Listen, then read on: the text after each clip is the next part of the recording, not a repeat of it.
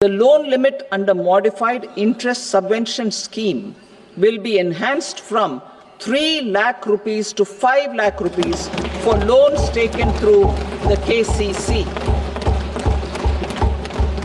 For Atmanirbharta in urea production, our government had reopened 3 dormant urea plants in the eastern region.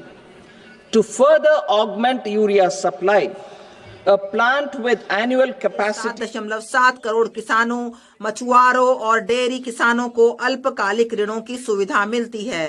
संशोधित ब्याज subsidy योजना के अंतर्गत किसान क्रेडिट कार्ड के माध्यम से लिए जाने वाले ऋणों के लिए ऋण सीमा 3 लाख से बढ़ाकर 5 लाख कर दी जाएगी। असम में यूरिया संयंत्र। यूरिया उत्पादन में आत्मनिर्भरता के लिए हमारी सरकार ने पूर्वी क्षेत्र में निष्क्रिय पड़े 3 यूरिया संयंत्रों में उत्पादन पुनः आरंभ किया है। यूरिया की आपूर्ति और अधिक बढ़ाने के लिए नामरूप असम में 12.7 लाख मैट्रिक टन की वार्षिक उत्पादन क्षमता वाला एक संयंत्र स्थापित किया जाएगा।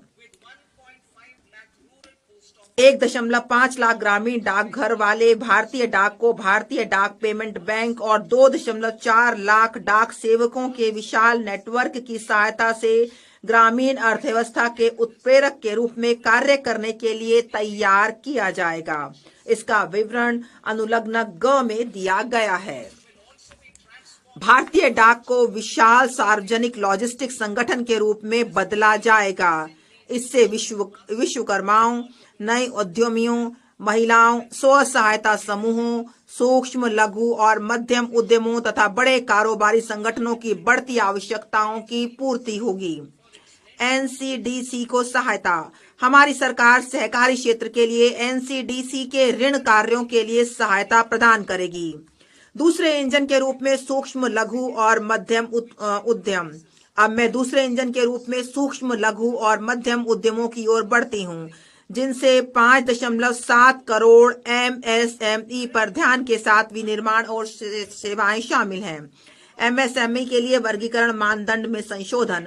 वर्तमान में 7.5 करोड़ लोगों को रोजगार देने वाले और हमारे विनिर्माण में 36% का योगदान करने वाले 1 करोड़ से अधिक पंजीकृत एमएसएमई मिलकर भारत को वैश्विक विनिर्माण केंद्र बनाने के प्रयास कर रहे हैं। ये एमएसएमई अपने गुणवत्तापूर्ण उत्पादकों के साथ हमारे निर्यात में 45% योगदान कर रहे हैं। एमएसएमई को अधिक व्यापक पैमाने पर दक्षता, प्रौद्योगिकीय उन्नयन और पूंजी तक बेहतर पहुंच की सुविधा पाने में उनकी सहायता करने के उद्देश्य से सभी एमएसएमई के लिए वर्गीकरण से संबंधित निवेश और कारोबार की सीमाओं को क्रमशः 2.5 और 2 गुना तक बढ़ाया जाएगा।